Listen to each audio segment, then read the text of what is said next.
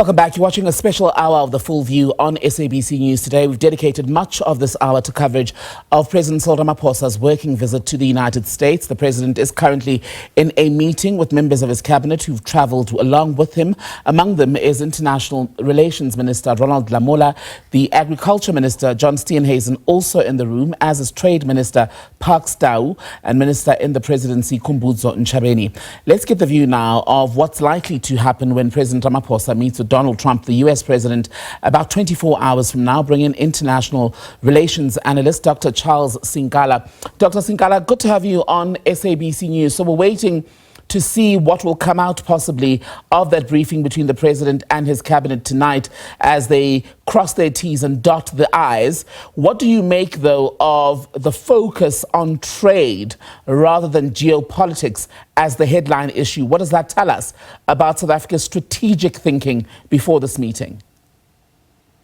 First of all, Thembekile, thank you very much once again, and greetings to the viewers.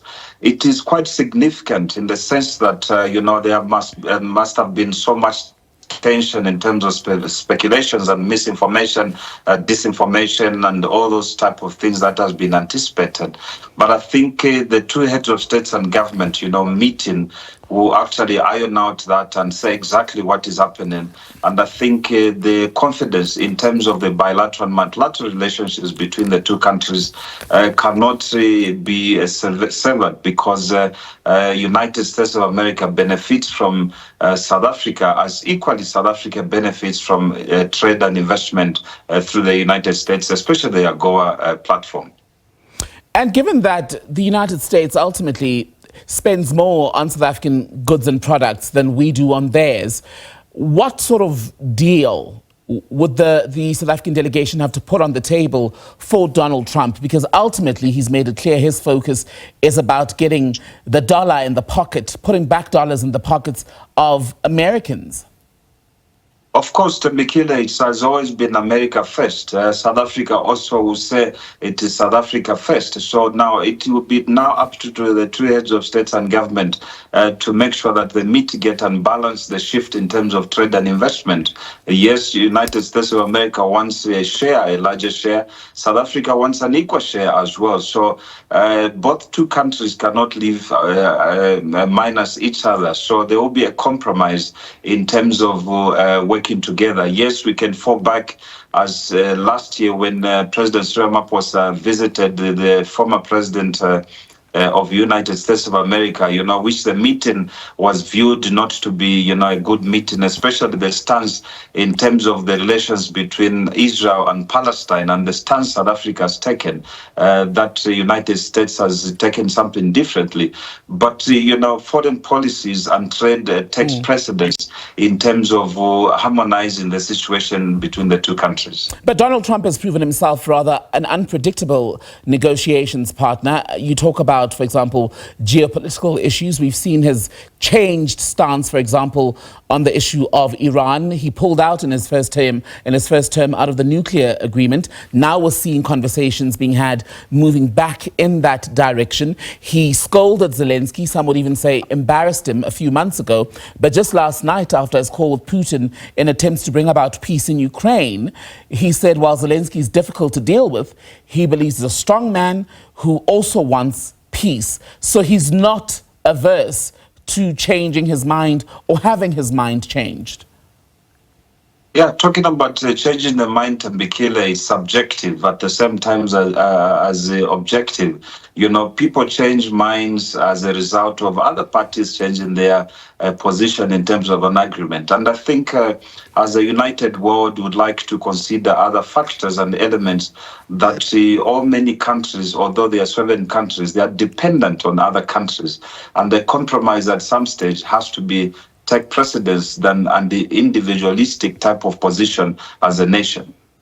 And I'm looking at the trade figures. I just want to bring them to your attention and everyone watching to give context that U.S. total goods trade with South Africa, this was in 2024, came up to about $20.5 billion, while U.S. goods exports to South Africa in 2024 amounted to about $5.8 $8 billion. So in offering Trump a trade deal, should the package consist mainly of minerals? Is that the easiest offer, considering that this is still a mineral-rich country? Yes, indeed, Mbekile, and not only minerals, but agriculture has been a major sponsor of the trade in terms of between the two countries. South Africa, yes, Donald Trump threatened at one stage that they'll hike the tariffs in terms of almost 30%, threatening the South African economy.